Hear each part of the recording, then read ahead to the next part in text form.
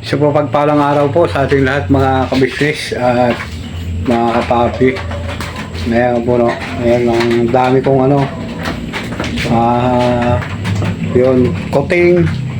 Siguro mga 10 piraso dito mga kabisnes, dinala ko. Ayan po mga kabisnes oh. Ayan pa. Ayun pa isa sa upuan. Ano po mga kabisnes? Kasi bala ko po sa kanila mga kabisnes para sa mga puting na makuha ko paggawa ko kay tatay ng bahay kasi patapos si tatay naman bibigyan ko rin siya ng ano wala po silang walang silang mapuntahan at pinagtatapon lang sila pero hindi nila alam ang kalagahan ng buhay ng isang hayop. Ano po mga business kawawa sa tapos mayroon po akong ito puting-puti po siya mga business oh. Ayan o. Ngiyong. Ayan po siya o. Ayan. Tapos ito pa po isa mga business. Ayan siya. Ito. Iba isa yun. Silalim pa. Tapos mayroon pa silang ngayon. Ito pa isa. Ayan pa isa miming. Siguro mga 10 piraso na sila dito mga business. Kaya paggawaan ko po sila ng bahay tapos lagyan ko rin sila ng siyempre yung dumihan nila lagyan din natin ng tapos pagdating ng gabi doon ko lang din po sila ilagay para hindi sila mabasa ng ulan kaya kailangan paggawaan ko sa tatay na pinaka kubo-kubo nila kaya hintay-hintay ko lang po si tatay mga kabisnes.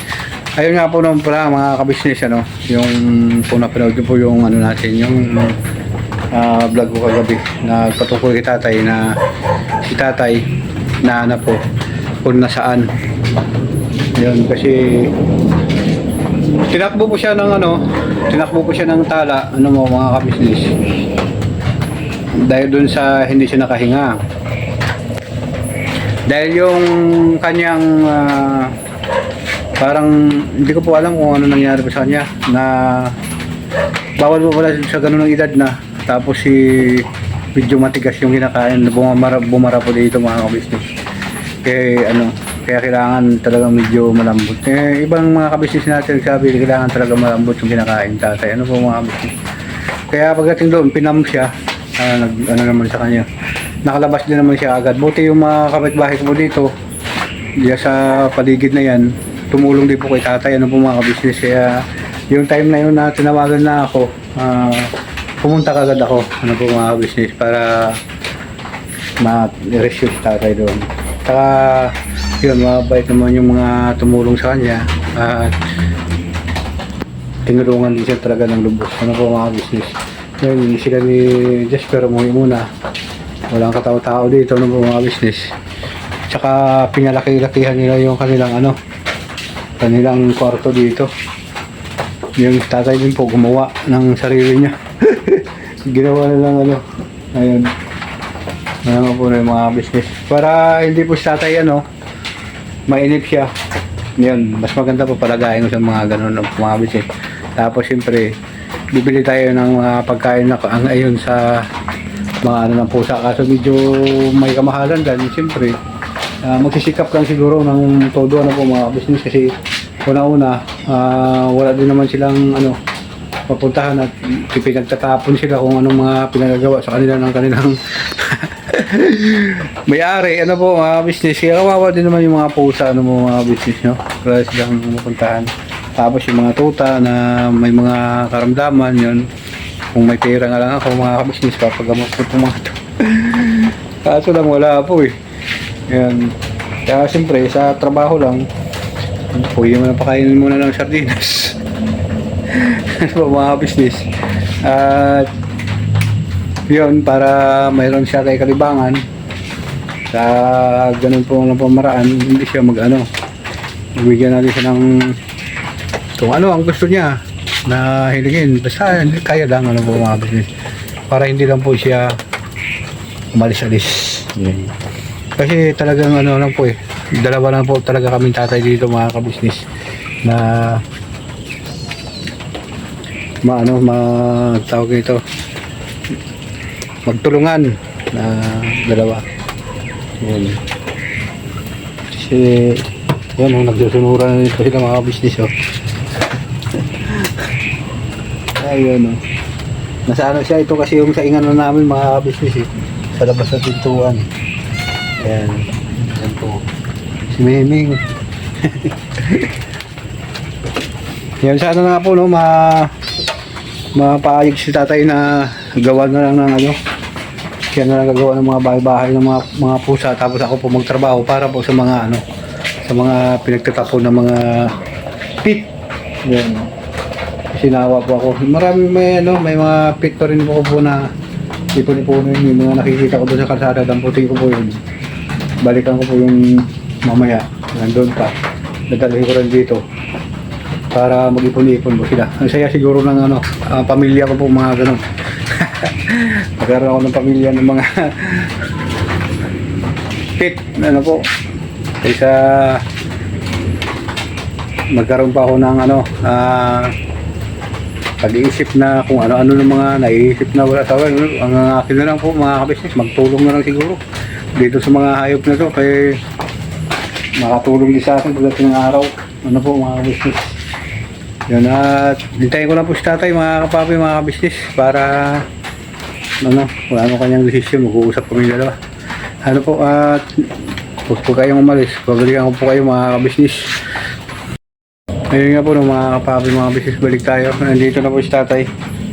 Ano tayo, pakiramdam mo tayo? Galing-galing na ito. Ayun nga po no, mga kabisnes. Kasi yung ano, yung sabi niya po mga kabisnes sa doon sa doktor, kumikirot yung ano, kumikirot yung saan mo? Yan. Parang ko eh. Tapos yung pang sikmura niya daw po mga kabisnes, parang tinutusok-tusok. Ganyan, hanggang dito. Ang natusok-tusok mo na kaya mo. Gagawin ako. Ganyan ka. Ngayon nga po no, kasi kumakain na po siya, biglang sumumpong gumano na, kaya bumara sa kanya yung ano pala dito no, po mga business. Kaya hirap ang may karamdaman talaga ano po. At yung nga tayo no, ang gagawin mo na lang siguro kung payag ka na ano, si tatay po mga business, sakit yung kanyang paa kaya hindi siya nakakatayo ano po. Gawa mo na lang ng ano, bibili tayo ng pako bukas, bili ka ng pako. Tapos yung kung ano mga kahoy dyan, may mga kawayan naman po ng mga business. Gawan mo ng bahay yung pusa. Mga pusa para hindi sila magkalat. Dito tapos mag-ano tayo ng ano, bahay nila. Ano po mga business para kawawa naman po kasi talaga, di ba? Katulad dito, napakapakan sila dito, ganun. At ano tayo, payag ka? Oo. Yun. At siyempre, hindi na babayaan dito. Kaya isa ka susunod ko dati dito, patay rin. Ha? Isa ka susunod barbo, dati ko dito, patay rin. Kaya nga eh. Ano kaya? Nagutong siguro eh, hindi wala akong walang tao dito eh. Ganun. Kawawa mo. Tsaka hindi po ako nakapunta dito mga kabisnes kasi trabaho din, hanap buhay. Meron akong naroon na makontrata sana, kaso lang wala, biyahe muna, ano po mga business. Kaya ano tayo, na bukas bibili ka ng pako. Ayan, bibili mo siya ng pako mga business para mayroon ko siyang gagawin sa mga aming alaga. Kasi ang dami na po nila mga business eh. Mahigit na sila 10 na miming. Ano? Ay kakalat-kalat sila dito, ilagyan natin sila ng bahay. Ano po?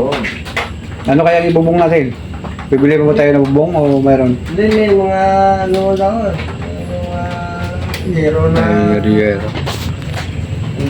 Hindi hero lang ko, ano lang yung... Yung asbestos. Oo. Ayun po ng mga business. Para ano sila, may... may ano sila, may bahay. may bahay po siya. May kasabad. Oo, may makakuan daw, makukulit daw sabi ni tatay. Ano daw, kuya? Tay? Malikot. Malikot sila. Para ano, ngayon kumain naman sila, mga business, kinakain mo sila. At mayroon pa nga natira dito. Sa pagkain ko rin, may kanin mo dyan May kanin sila. May kanin din naman. May kanin dyan. At siyempre, hindi naman natin sila ano, may mga ito. Kumakain sila nito tayo, di ba? Oo. Pero ito kasi mga meat din po ito mga kabisnes yung mga pinagbibili namin. Ayan. Mga imported pa nga po ito mga kabisnes oh. Oo, magbuta yun. Mga pinagbibili ko para mayroon po silang lutuin. At ano kaya tayo, kahit yung mga isda lang po mga kabisnes sa ano sa palengke yung di ba kumakain naman sila tayo, di ba? Oo. Ayan. Tapos bibili na ng ano kanin. Alam mo kahit tag 20 pesos na kilo ng bigas, pwede mo sa ingin nyo to, di ba? Oo nga. Yan para mabuhay lang po sila mga business. Kasi kawawa po talaga yung mga ano, mga miming eh. Kasi may buhay din mo lang po sila eh. Ngayon. At gagawin natin yun bukas ay habang ako nagtrabaho, ikaw naman dito sa mga alaga natin ha. Wala naman natin bukas kung saan natin gawa ng bahay. Mga yan. Yan. Ano po mga business. Sisya na kayo sa ano, ilaw namin talagang malabo. Wala po kasi talagang ano, mga business ilaw. Labas. Ha? Saan banda? Sa labas ko yan. Ayan. Oo. Pero kung magaling-galing na ako ng mga kahoy, ano ko, lagyan ko. Paglastar. Lagyan ko ng, ano kayo, lagyan ko ng mga ayos. Mga aso ko, Ha? mga pusa. Oo. Mga pusa rin talaga mga kabisnes, marami kasi ano, Yan. ang dami na. Ang dami na talaga. Ang gagawin ko po mga kabisnes, bibilihan ko sila ng ulam, tapos bigas. Ayun na muna pakain natin, huwag na yung mga food na yun kasi mahal yun eh. Oo, ano. Hindi natin kaya. At least kaya naman yung isla tayo, ba? Mga isda na ano, na sa palengke, ano po mga business. Yun ang aming gagawin. Yun, mayroon na kami ano, tuta na, ayun, ampon. Tapos kuhain ko pa rin yung isang tuta doon na nakita ko kapon sa taas, na nasa damuhan lang. Naiiwanan. Ayun, sila Jasper, dumating po mga business. Over, ang galing. Bayan po. Bayan? Bumili ng ano, gulay. Oh, ayun. Separately. Hindi ko baka po nasa taas. Doon sa ano, taas. Puntahan ko po. Pinali kaya mo na yung bahay mo dito ah. Dalawa na kami. Binutukan mo? Interview. Binutukan mo yung bahay mo, ano, lumaki oh. Punta-puntahan ko si Bill, tingnan niya si Lubro. Yun, balik naman siya. Nakatrabaho ka doon. Ano? To, nagbenta akong kalakal kanina. Mga kalakal. Nangalakal ka pala. Mabot na ng 350. Ayos ah. Kumusta sa ako ko? Okay lang? Ang dami ng ano ah. Wala isda ata eh. Puro ano na eh. Wala lang isda? Yung Bakit? parang ano ba? Oo. Bisa na lahat. Maganda yan sa mga pusa, ano po mga business pagka ano, pwede siya lutuin, tapos pakainin yun. Ang dami-dami po mga business. Ngaw-ngaw na lang sila. Ano mo yun pa sa labas oh. Yun nga po ng mga kabisnes at yun na lang gagawin natin tayo bukas ay. Oo, sige. Habang ako nagtatrabaho, yun, gagawa din ako ng parang mga kabisnes. Tapos, para, ayun, na lang ang ano namin sa tatay dito. Yung kasama ng tatay, parang may isang kalibangan. Tapos gawa mo rin pintuan tayo, pagdating ng gabi, nandun sila. Natulog sila doon para, ano sila, 50. Sumasama sila ng mga kati-kati doon sa ano mga kabisnes. Tama ba yun mga kababoy, mga business? Comment ko kayo ha, pagka ano, mga ano tayo sa mga alaga na ano, kawawa mo pa sila talaga mga business, wala silang puntahan at wala pong ano, kayang mag-alaga sa kanila. Hindi, kami ni tatay na lang. Ano tayo? Oo. Kaya ka? Ayan. Oo, sige. Ayan. At para mawala yung ano, karamdaman mo. Yun. Yun nga po no, mga business, yun ang laging tatay na reklamo. Talagang ano pa, kailangan ko pa talaga na mag-ipon ng maraming ano para maano namin yung bukol tatay. Pero order na ako tayo. Yung ano, burubituin kasi sobrang laki na po talaga mga kabisnes. Oh. Kasi ka, ano, Yan po. Yan. Sobrang bukol na po talaga mga kabisnes. Laki, yan. Laki na. parang daw ginatusok ko ganyan. Na? Ano ko, punti ka. Isa, gulat ako eh. Gano'n? Ga? Parang ano siya? Alam mo dyan, gisingin ko sana si Lugong ano. Baka ano matamo ko sa akin ko, gagulong ako ni hasta dito ko, gano'n mo. Kesa Kaya siya ano? natusok ng klase, ginagano. Alam mo, Masarap, bakit? Saan siya galing diyan sa Bukol? Oo, dito sa Bukol, natiga ako to, may matanggal. Nana, siguro to sa loob.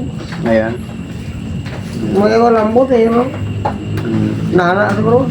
Ayun nga po ng mga kabisnes, ano. At itong linggo na to, makaipon-ipon po ako mga kabisnes. Yun, at padali ko na po sa ano, sa hospital ulit kasi doon sila galing yung mga kabisnes. May ano to. Walang pira nga lang eh, na ano. Okay lang ito. Ngayon, unahin po natin yung ano mo tayo. Lapit natin yan sa ano, sa total senior ka naman, baka ano. Oo, O kaya- wala bayad to. Di mayroon yan. Sabihan ko Kahit nila paano. nga, pa-kirangin, wala bayad yan. Saan ba yan na dapat dalhin? Sa ano, sa... Hindi, tanong ko sa ilang yan. Kapag nga sabihan ko nila eh. Mayroon nga po ng mga kabisnes. Wala bayad yan. Sandali lang yan. Yan. Oo. Ang ano lang natin itong masahe, susi. O sa pira ito, ang tumahan, sandali lang ito. Mawawan ko nila. Kaya banay. Ang wawawan ko nila mga ano, dipis lagyan ng banay. Makalakad din ako, hindi ano kasi hindi makalakad. Tapos sa pira ito, makalakad lang ako eh. Wala, hindi sa buto ko wala dito. Dito. Sa ano lang talaga, ano po mga business. Anak talaga. Sobrang laki lang talaga. Ayun kasi kailangan din talaga. Kung hindi, kung silinga sa buto to, hindi ako makalakad. Hindi makalakad na ako eh. Nakadakal din ang kaunti ng po mga business. Nana. Wala buswangan eh. Ha? Wala sa malabasan. Walang labasan siya. Nana. Nana kira. Sabi nila siya kung para daw apog, yung ano laman. Ayan. Daw apog yung laman niya. Yung, Ayan.